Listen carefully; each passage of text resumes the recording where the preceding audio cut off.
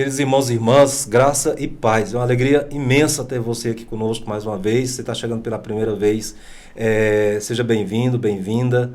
Inscreva-se no nosso canal, envie também esse link para outras pessoas, porque se você chegou até aqui, porque Deus quis, né, e usou os caminhos dele para que você chegasse a ter este conteúdo na sua vida e este conteúdo ajudar a você e você ajudar a outras pessoas. É assim que a gente compartilha, é assim que a gente exerce a nossa missão evangelizando. Muito obrigado por tudo, especialmente por você ficar conosco. Fique conosco até o final, porque o tema de hoje é excelente, o tema de hoje é bastante instigador e para muitas pessoas, com toda certeza, é um tema que será uma grande novidade também. Portanto, te convido, não é, para fazer a sua partilha desse conteúdo com outras pessoas, mas também que você fique, não é? Fique conosco, tenha assim essa comunhão de almas com a gente, para que nós possamos, então, exercer o nosso ministério, ou seja, onde for que a gente estiver exercendo o nosso ministério, ter uma bagagem, ter um conteúdo e podermos, então, dar uma ajuda de qualidade aos nossos irmãos e irmãs. Pois bem, nós hoje queremos trabalhar e falar sobre a logoterapia. E a logoterapia tem umas abordagens muito interessantes e você pode perguntar, mas por que um padre está falando sobre esse assunto? Então, é justamente isso que eu quero convidar você a entender conosco, não é? A ficar com a gente para você entender como isso pode ser útil na sua vida e por que isso tem alguma coisa a ver com o cristianismo, tem alguma coisa a ver, tem algo a ver com a nossa fé. E para isso, para nos ajudar, eu trouxe um convidado muito especial hoje, que é o Alexandre, né? E ele vai se apresentar, porque ele sabe melhor da vida dele do que eu, né? Então, você, Alexandre, seja bem-vindo. Muito obrigado pelo convite, padre. Eu sou Alexandre Toledo, comecei a vida como zootecnista, até descobrir a psicologia e as psicoterapias. A partir daí eu fui me especializando e um belo dia descobri a logoterapia, a terapia do sentido da vida. E trabalho hoje com ela em consultório, atendo em consultório, em psicoterapia. E a logoterapia, ela me proporcionou a visão de outras abordagens. A logoterapia é integrativa, então a gente trabalha com muitas abordagens em cima dela.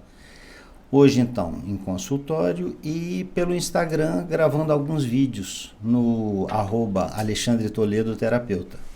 Muito bem. E vamos, inclusive, marcar aí na legenda, né, o endereço, porque você pode aprofundar mais se tiver interesse neste assunto. Muito bem. Alexandre, nós falamos de logoterapia, parece uma palavra nova para muita gente, para outras pessoas não tão nova assim. Explica para nós o conceito, o que é a logoterapia. Logoterapia, logo, é verdade, é o sentido, é palavra. Então, a logoterapia é a terapia do sentido da vida, que diz que não importa em qual situação esteja, sempre vai haver um sentido. O sentido da situação, o sentido da sua vida ou um supra-sentido, que é o que a gente chama de Deus, né? Então é uma terapia que te leva a abraçar os seus sofrimentos e com eles crescer. Sabendo que no sentido assim, a pessoa não basta ela ter o conceito, não é, do que é e falar, tá bom, então me falaram que é para abraçar o sofrimento e pronto, aí entrar numa espécie de conformismo. É por isso que chama terapia. Né? Então, isso precisa ficar claro para os nossos... para quem está nos escutando, assim, porque a pessoa vai dizer, muito bem, eu vou conhecer o conceito, vou lá no Google, dou uma pesquisada ou sei lá, né, dou uma pesquisada aqui na internet sobre esse assunto e pronto, agora, mas é uma logoterapia. Isso, é uma terapia, é uma abordagem embasada em modos de trabalhar, em tipos de subabordagens que a gente pode ter com a pessoa, mas ela diz o seguinte, que entre aquilo que te acontece e aquilo que você vai responder àquilo que te acontece, você tem a liberdade. Você sempre tem a liberdade para agir, mesmo como a gente estava falando, do sofrimento. Certo. E para a gente entender aqui, tem a psicanálise, tem, né, várias outras abordagens possíveis de acompanhamento terapêutico. Né? No sentido Mas em que diferencia a psicanálise, por exemplo, da logoterapia? Bom, a logoterapia ela é a terceira escola vienense de psicoterapia. A primeira escola foi Freud, que dizia que o homem tem uma busca incessante por prazer. E aí depois teve um aluno dele que não concordou muito com o prazer. Disse que o homem buscava, sim, o poder. Era uma busca incessante por poder. Ele era Adler, Alfred Adler. E depois veio a terceira escola do Viktor Frankl, que foi aluno tanto de Freud quanto de Adler. Por isso ele falou que ele subiu no ombro de gigantes para enxergar mais longe. E a terapia dele, que é a logoterapia, é baseada na busca por um sentido na vida, afirmando que esse sentido existe. Certo. Então, a gente está falando aqui o conceito de uma abordagem, de um acompanhamento terapêutico, até de um estilo de vida que a pessoa pode adotar. Mas fala um pouquinho então sobre o autor, né? Digamos assim, a pessoa que teve a intuição, né? O pai da logoterapia. Fala sobre ele para a gente entender o que isso tem a ver com o que nós estamos conversando aqui.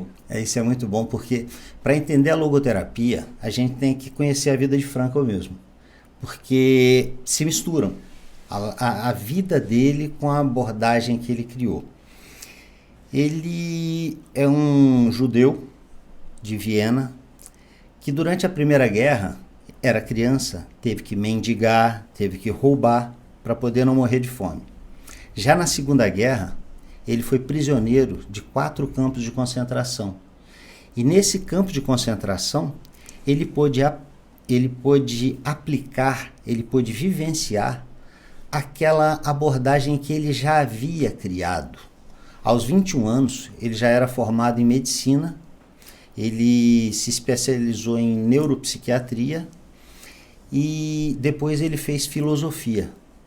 Então, ele é uma pessoa que montou essa abordagem do sentido da vida com muito estudo.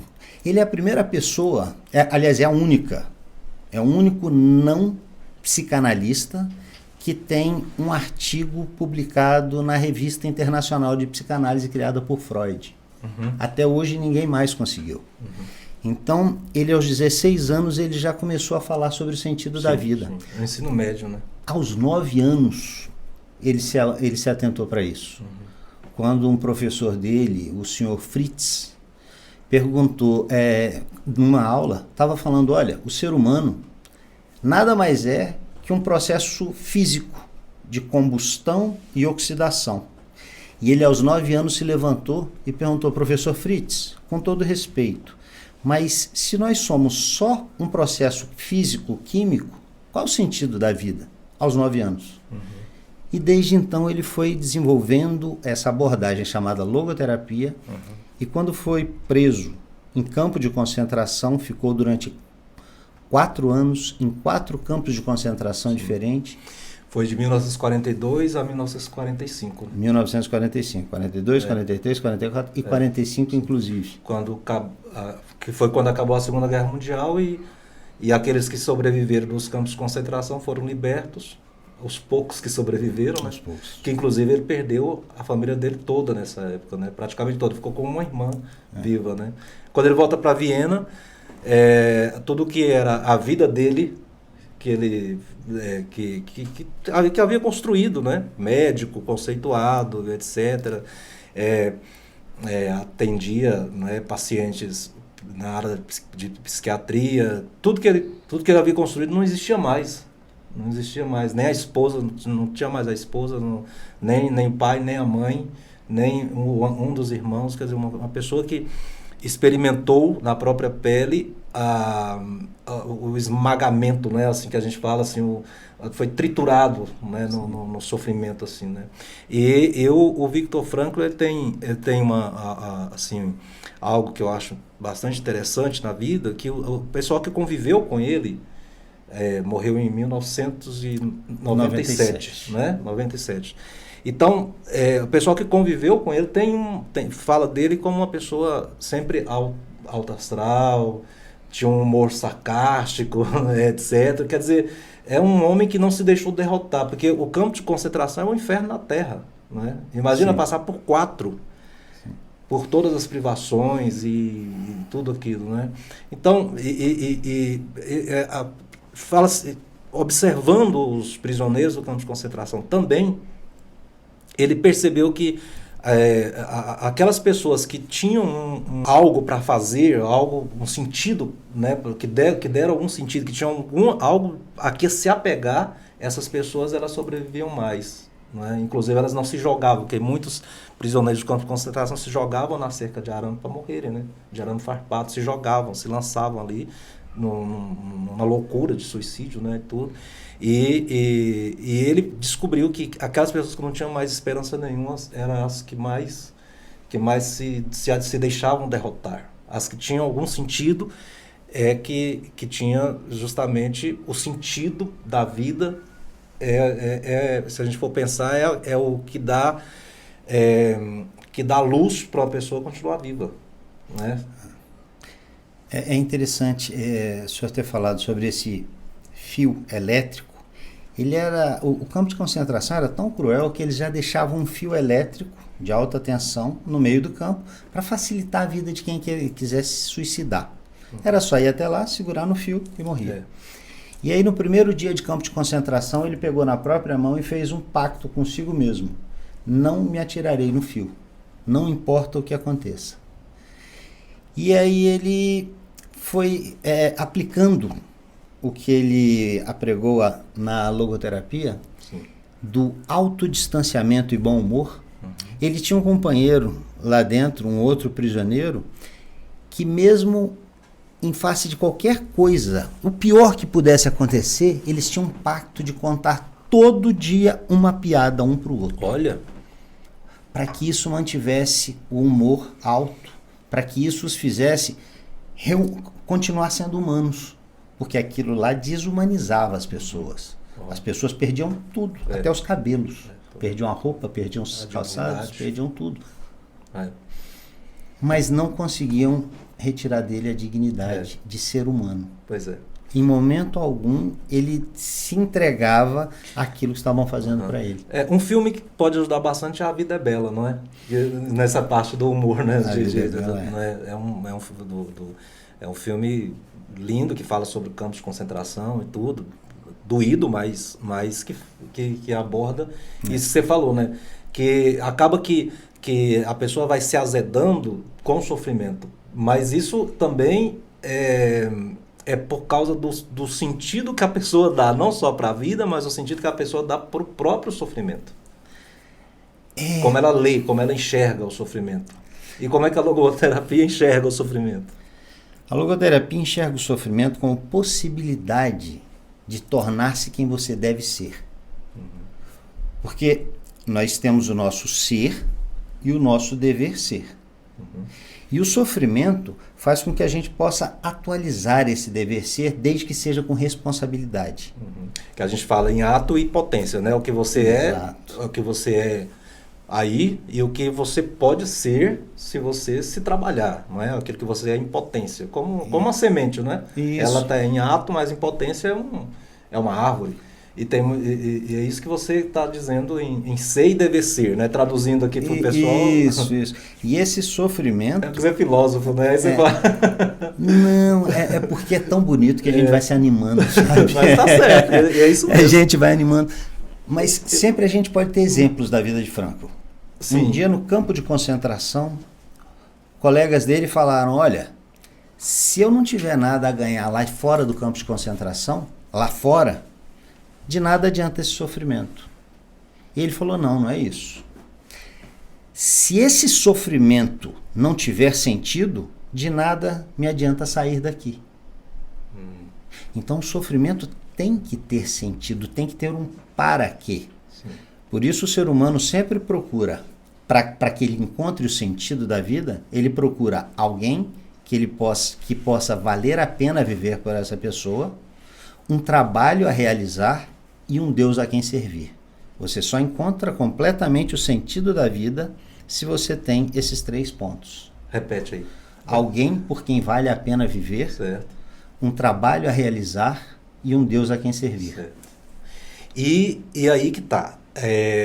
A logoterapia, ela é fundada por um homem de fé. Né?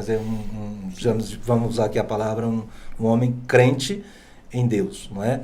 E apesar de não ser batizado, de não ser católico, ele tinha um vínculo com a Igreja Católica também. Né? Você estava contando para mim, por exemplo, que a história das freiras aí, como é que é? Quando ele era criança, a mãe dele ele falava do pai como uma pessoa de autoridade e bondade e a mãe pura doçura.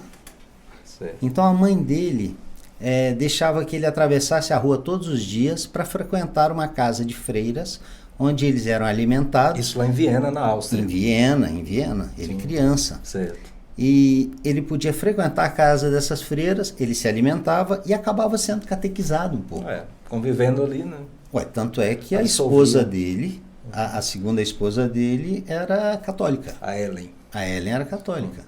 Que está viva até hoje. Está viva até hoje. Certo. E não gosta muito de receber visitas, não. Mas há pouco tempo, ano passado, ela recebeu o professor Luiz Henrique Carmelo na casa dela, onde foi gravado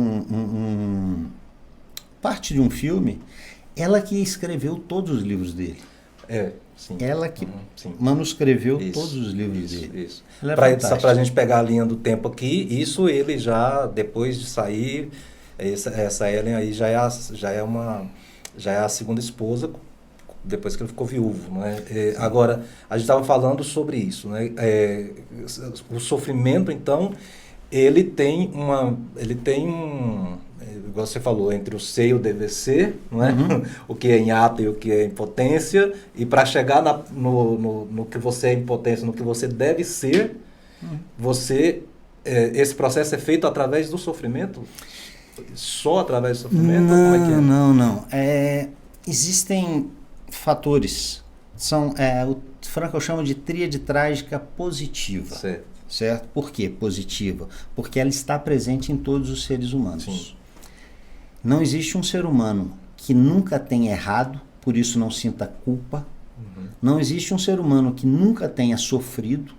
E não existe um ser humano que não venha a morrer. Então, como isso faz parte da vida do ser humano, isso tem que ser entendido como um modo de engrandecimento.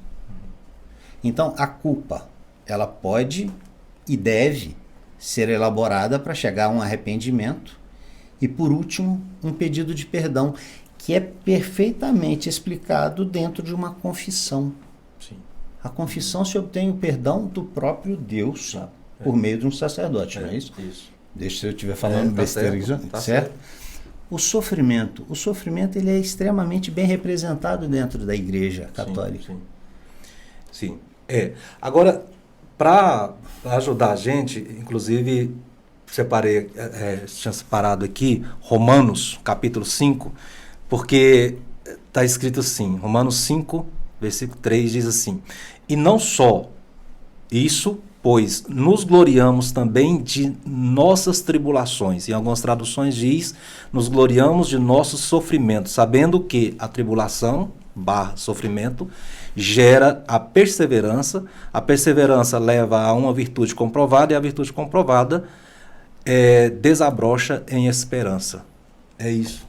Não é? Quer dizer, tem um casamento aí entre a logoterapia e o cristianismo. A gente poderia dizer assim? Completo. Tem um casamento completo. Tem. Porque, veja só, quando a gente fala dessa dessa tribulação, desse sofrimento, a que isso pode te levar? Sim. Isso pode te levar ao engrandecimento, pode te levar a ir mais para o alto. Sim. E Frankl, no campo de concentração, ele falou que existiam dois tipos de seres humanos. Os que tendem a ser santos e os que tendem a ser porcos. Você é livre para escolher qual caminho você quer seguir. Sim. Então ele próprio usava o santo como um modelo, quando ele leu a história de São Maximiliano Kolbe. Sim. Que é uma vítima do nazismo, né? Quer dizer, vítima no sentido assim, né? Que foi martirizado no campo de concentração nazista. O frade franciscano, São Maximiliano, polonês. Uhum. E o ser martirizado, isso é incrível, porque o ser martirizado é parte de uma base de liberdade. E no caso de São Maximiliano foi liberdade mesmo, porque ele morreu no lugar de outro, né? Se colocou no lugar de outro, né? Um pai de família que se chamava Francisco, né? Ele era, inclusive São Maximiliano era franciscano, mas aí ele ia ser morto e ele falou, não, eu morro no lugar desse homem. Ele morreu no lugar de um pai de família. É uma história linda, de fato, de São Maximiliano. Agora, e aí o Viktor Frankl sabia dessa história? Conhecia? Quando ele ficou sabendo dessa história, ele falou, pronto, agora está completa. Existem os santos e os porcos. Porque mesmo dentro do campo de concentração, entre prisioneiros e entre os guapos, que eram era o pior tipo de gente, porque eram os judeus que se aliavam aos nazistas. Então eles eram muito mais cruéis do que os próprios nazistas. Então mesmo dentro dessas pessoas, existiam algumas pessoas que aliviavam um pouquinho o trabalho, davam um cigarro quando a pessoa aumentava um pouquinho da ervilha na sopa. Sim. Uhum. Porque cada prisioneiro tinha direito a uma concha de sopa de ervilha. Sim. Se ele fosse um bom prisioneiro, viam 4 ou 5 bagos de ervilha por dia. Se não, bebia só a água daquela sopa. Sim.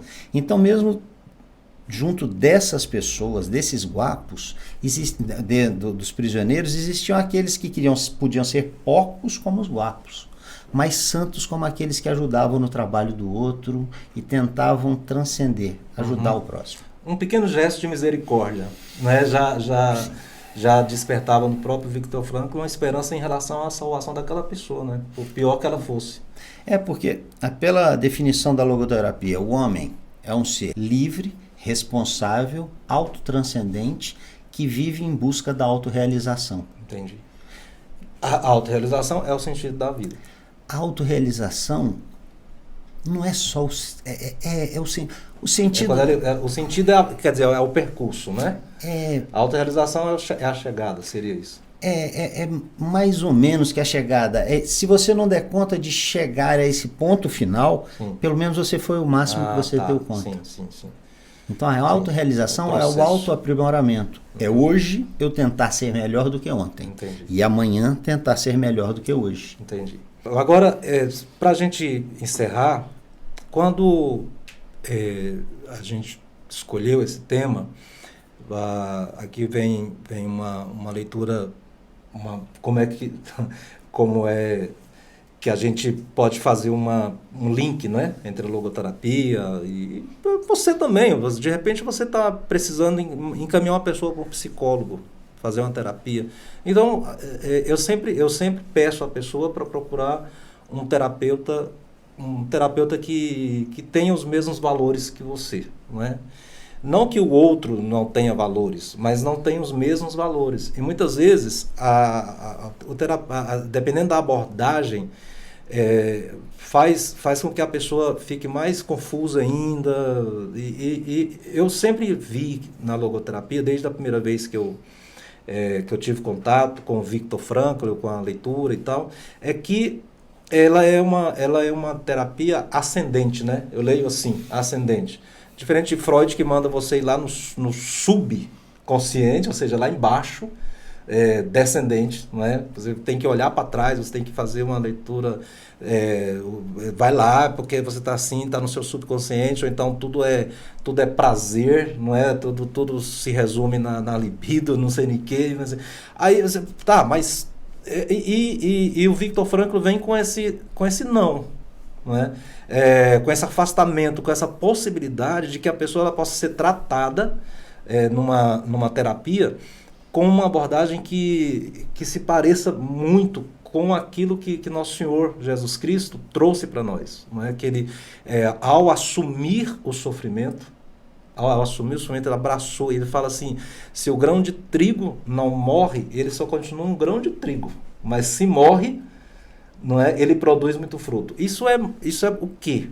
Não é? Deixar você fazer uma leitura do próprio sofrimento, tá aqui, é isso, é fato, é dado, mas foi Deus quem mandou, é Deus quem está castigando, olha, pelo amor de Deus, o próprio catecismo da igreja diz, isso é da condição humana, isso é antropológico, isso é da condição humana, eu sou um ser humano, eu não sou um anjo, eu tenho corpo, e tenho físico, então eu estou sujeito a reumatismo, eu estou sujeito a acidente, estou sujeito a queda, não, um monte de coisa, então é do ser humano. Agora, acontece que é do ser humano desde que, como fruto do pecado, não é? Como fruto lá do pecado original, não é que veio isso. Muito bem, aí vem Nosso Senhor que vai redimir a humanidade. Como é que ele redime a humanidade? Assumindo as nossas dores, assumindo as nossas cruzes. São Paulo diz, ele se fez pecado por nós, não é? Ele que nunca cometeu nenhum pecado, se fez pecado por nós, ou deixou-se esmagar. Quando a gente vê a história dos mártires, a história de pessoas que deram a vida por uma causa, é justamente isso que eu queria deixar como mensagem para você, para mim também, para cada um de nós, que nós precisamos entender qual é a causa pela qual eu vivo. É a minha família, tá bom, é uma causa nobre, até e bonita, parabéns. Eu vivo, a causa pela qual eu vivo é porque eu gosto demais do meu trabalho, da minha profissão, parabéns, a causa é o motivo de vida, né? Tem gente que vai lá, tira uma selfie na praia e fala, isso aqui é vida, não é? Bom, então essa é a sua vida. Então cada um tem uma causa pela qual viver, mas a gente tem que ter uma causa maior pela qual a gente viver, que é o céu, não é? Quer dizer, eu quero ir para o céu. E ficou muito forte em mim uma vez um político famoso que tinha câncer. E ele falou assim, que ele falou na sabedoria de mineiro dele, ele falou assim, eu só peço a Deus que eu não vá nem um minuto antes e nem um minuto depois do que eu tenho que viver nessa terra, não é? Ou seja, então, isso para mim é fazer as pazes com o sofrimento, fazer as pazes com a vida. É uma serenidade diante de tudo. Mas para a pessoa chegar a esse nível, nós precisamos fazer uma leitura da própria vida, né? Quer dizer, o que é que eu estou passando, pelo qual eu estou passando, ou essa pessoa que eu estou ajudando está passando, qual é o sofrimento dela, eu me fazer irmão daquela pessoa ali, tomando a devida distância, né, para que não atrapalhe o acompanhamento, a ajuda, e saber encaminhar essa pessoa, né? Existem caminhos que não, você fala, socorre aqui padre, socorre aqui pastor, socorre aqui não sei quem, não é? Mas fazer terapia, a gente tem que saber ter o cuidado, qual é a abordagem que vai fazer, não é? E tem que ter o cuidado com qual profissional é buscar, quais profissionais a gente busca, e infelizmente logoterapeutas são poucos, né? Pelo menos aqui em Goiânia. Não, são poucos. Por enquanto são poucos, mas tem muita informação. Está crescendo muito. Há pouco tempo as turmas eram de 16 pessoas. Hoje nós temos as maiores turmas de logoterapia do mundo. Uhum. Hoje tem turmas de 300 pessoas fazendo pós-graduação de 1 ano e meio e depois entram em outro curso para mais 1 ano e meio. Sim. Então, a formação brasileira e argentina, certo, são as formações extremamente sólidas. São sólidas e são pessoas... E está crescendo muito. A demanda está muito grande. Que bom. A demanda pelo sentido da vida. Eu lembro que o santo padre Paulo VI, que é santo hoje, né, São Paulo VI, teve um encontro com esse autor, esse autor da logoterapia, o Viktor Frankl, e lá no Vaticano, né? E quando eles ficaram ficaram amigos, etc. E quando estava se despedindo, o Papa voltou as costas e chamou de novo e falou assim, reza por mim, né? Reza por mim. Ele ficou impressionado, como é que o Papa está pedindo para eu rezar por ele, né? Eu, um judeu, né? Mas assim, nessa nossa conversa, nesse nosso bate-papo, o que eu queria deixar aqui era que a gente quer deixar, né? É um recado primeiro, de ânimo para nós todos que passamos por tribulações, passamos por sofrimentos, mas também que nós nos animemos uns aos outros. Porque muitas vezes quem tá sofrendo não tem tanto ânimo assim para ficar buscando sentido, né? Não tem tanta cabeça para isso. A cabeça tá, mas se tem alguém ali perto que não se desespera, que não perde a razão, que não perde o juízo também, não é? Então, o que é que acontece? Essa pessoa, ela ajuda, né? E você pode ajudar. Nós agradecemos demais a você, Alexandre. Deus abençoe. Deus abençoe seu trabalho, abençoe o seu processo formativo, seus pacientes, tudo. E obrigado por se dispor, né, nesse período para vir aqui conversar com a gente. Eu que agradeço. E sempre que precisar, sempre que chamar, vou estar aqui, porque falar de logoterapia é muito bom. Muito bem. Nós agradecemos a você pela sua companhia. Deus abençoe em nome do Pai, do Filho, do Espírito Santo. Amém. Amém.